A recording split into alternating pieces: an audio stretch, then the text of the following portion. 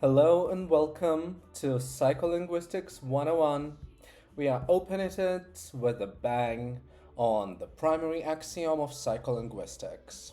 Every action, move, and thought are an act of communication.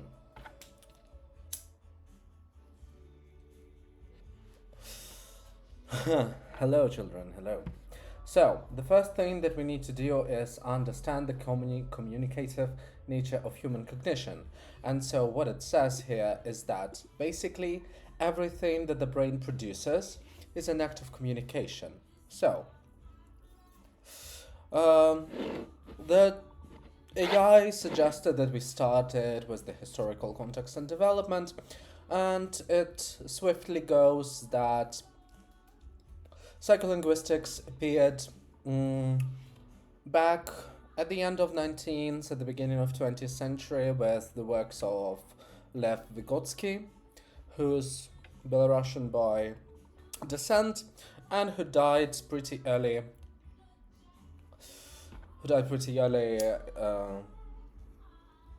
In his life at the age of 37, and I've included on the all articles page his quote from his journal, which says, "This is the final thing I have done in psychology, and I will, like Moses, die at the summit, having glimpsed the promised land, but without setting foot in it. Farewell, dear creations, the rest is silence."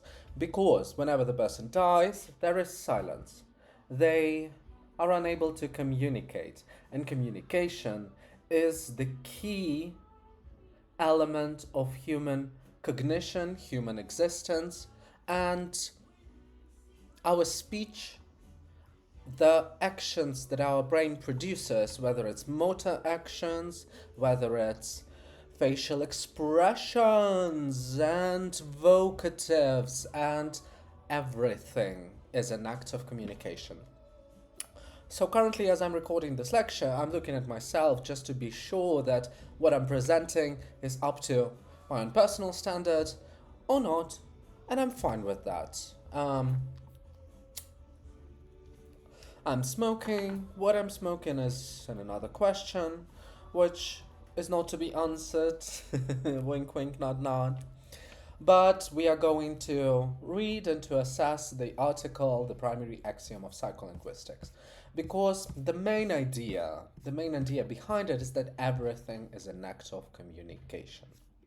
So, the language thought nexus. So, we currently, as the academy, let's call it,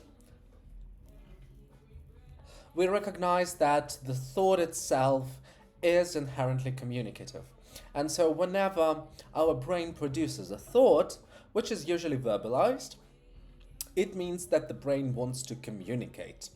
With whomst it communicates is a second question.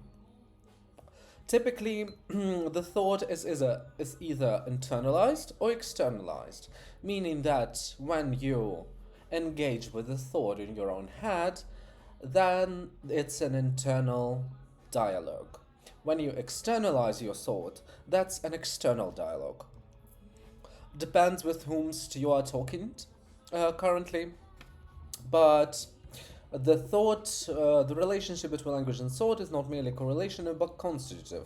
The thought is not expressed but completed in the word, meaning that the thought itself, the energy pathway in the brain, is then translated by the language regions in the brain to form a coherent word structure. So, we've got recent neuroscience research which does what? Which provides compelling evidence for communicative nature of thought through studies of dialogic inner speech. And that's what I have been talking about. So, neuroimaging studies reveal that when individuals engage in internal dialogue, they activate bilateral networks, including the superior temporal gyri, precuneus, and medial frontal regions. I mean, as a psychiatrist and psychologist, I'm not going to be bother you with brain regions anatomy, like whatever says. It's important to know where it is located, because then the damage to these regions will be then produced as the not necessarily lack of speech, but an impairment of speech. So, this neural architecture supports the idea that all actions contain communicative potential, meaning that any thought can be either internalized or externalized. I think it's clear enough. So, brain network organization and thought. So, the research demonstrates that cognitive processes emerge from dynamic interactions between distributed brain networks. Studies show that complex thought involves spontaneous organization of neural networks into fractal-like patterns. So, the thought is not simply linear, it's branching, getting the information, and then it integrates into a coherent structure. And then the structure is perceived by the brain as a thought, as a verbalized or visualized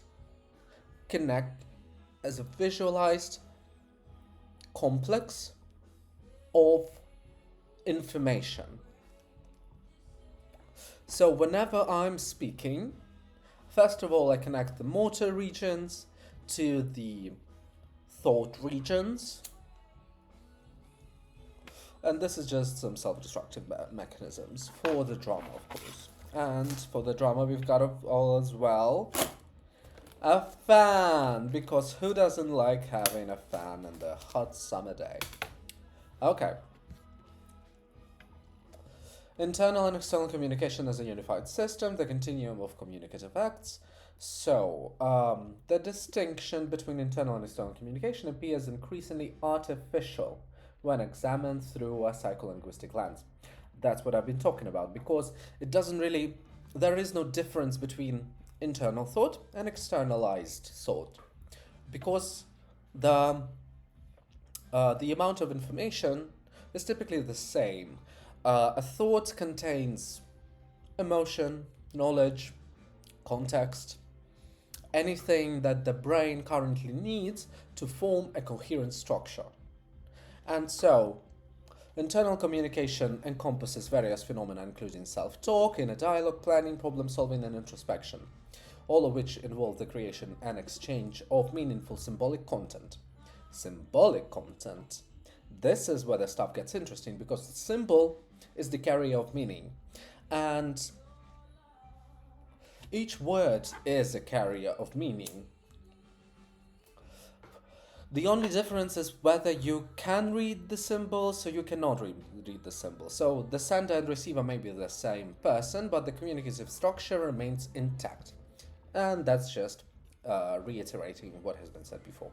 So Vygotsky's contribution to understanding internal communication. First, external speech becomes internal through development. So he focused basically on the children's development, and so that's where he found his insights. So, what is he talking about here?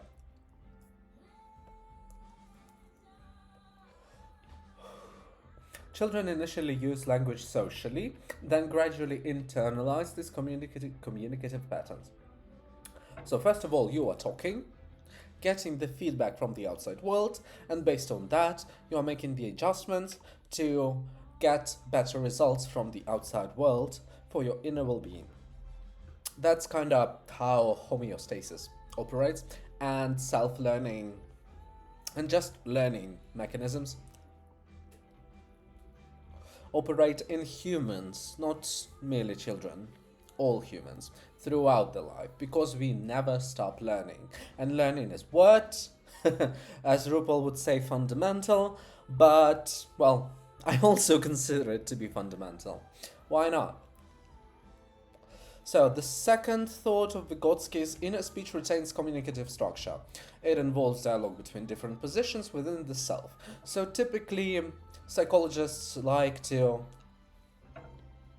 describe it as the triad of higher self, ego, persona, and the shadow. So the shadow is everything that your mind doesn't want to tackle, but that exists inside of it. Ego. Ego is the the shell and the prism that refracts the thought into speech.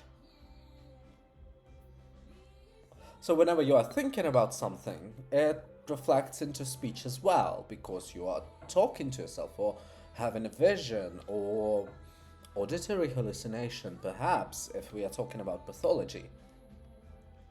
But it's constantly a dialogue.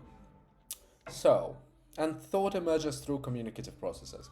So we already covered that, but rather than existing independently and then being expressed, thought develops through linguistic and communicative activity. That's kind of how it is. It connects various knowledge elements that the brain possesses into a coherent structure.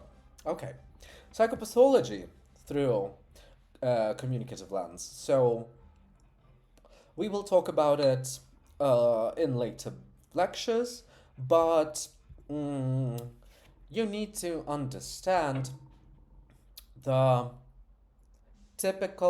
the patterns of pathological speech. When you see pathological speech patterns, then you assume a pathology. That's the connection that's built here. So, therapeutic applications. This framework suggests therapeutic interventions should focus on restoring communicative coherence, meaning that the person should start sounding normal. What's normal? That's not the question that I would answer. I mean, society decides what's normal, the range of normality. Do I agree with it? Largely, I don't. I think that even pathological speech is normal, should be perceived as, well, I can't say normal, but as rather a deviation from the norm, thus pathology, of course. But it should be treated as equal thought to normal one. Because when we start to put a label of pathology, then standard human mind degrades it to sickness. And sickness is typically perceived as something negative. Therefore, the person producing pathological thought, let's call it just thought, then it may be perceived and treated worse based on that. I do not agree with that statement. That's why we need to focus mostly on restoring communicative coherence with the use of medication, with the use of psychotherapy. And yeah, let's dive into the neurodevelopmental and clinical considerations. So mirror neuron dysfunction and communication disorders. So we are all already aware that there are mirror neuron networks in the brain. So monkey see, monkey do, monkey see, monkey speak, monkey etc. So basically meaning the id of it all. Id, as in it of it all. Because we cannot just simply remove the biological aspect of humanhood. And yes, I'm using the word humanhood because I think it's more inclusive. So the research on these neural networks in autism spectrum provides clinical support for the communicative axiom. Okay, individuals with autism often show atypical mirror neuron responses. Okay, clear. Language development and communicative cognition. So studies in children reveal that children develop communicative competence and cognitive abilities in parallel. So communicative competence and cognitive abilities in parallel. So, meaning that they are not separate, but are different aspects of a unified communicative system. So, and then the progression is observed from external thought and speech patterns into the internal ones. So that's why whenever we think about someone who's close to us, who's dear to our hearts, we might hear thoughts said in their voice and in their tone and in their speech pattern, just because we've internalized a part of someone else into ourselves. Okay, contemporary research and future directions. So, network neuroscience perspective, that's for neurologists to study. Technological implications. Well, we already see technological implications of that through the development of generative AI.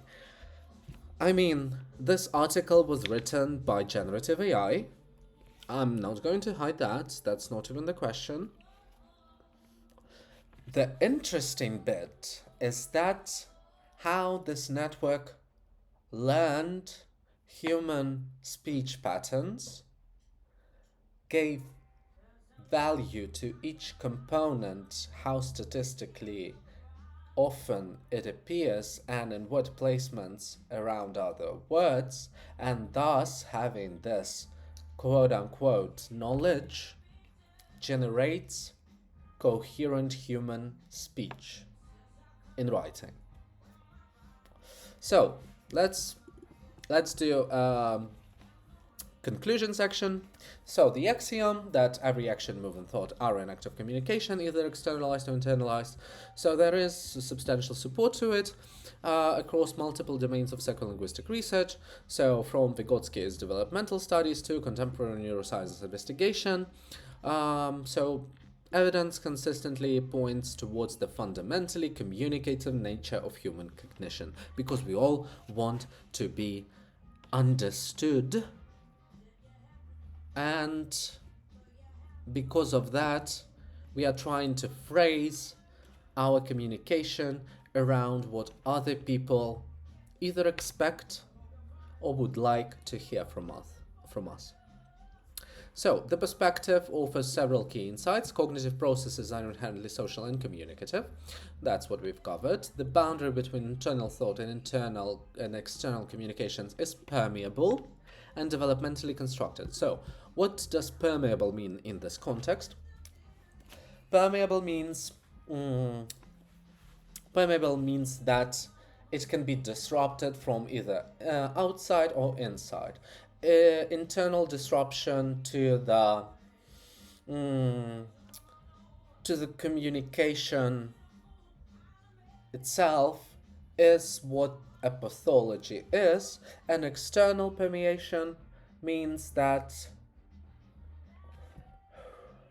the outside world is influencing our own internal thought processes. So, neural systems supporting communication and cognition are deeply interconnected. I think that's evident enough. And psychological disorders can be understood as disruptions in communicative flow between internal and external domains. Okay, so we've integrated all of these ideas into a unified communicative framework, meaning that it gives us range or a fractal or a constellation of knowledge elements that allows us to observe communication itself, whether it be internalized or externalized, as a constellation. And we will, in further lectures, discuss which speech patterns are considered normal, which are considered pathological. We will discuss various aspects of psycholinguistics, and in particular my thoughts on it as well. So thank you for watching. It was a pleasure, dear viewer, and I hope that you are staying safe, healthy, and in a positive headspace. Thank you for your attention. XOXO, I guess.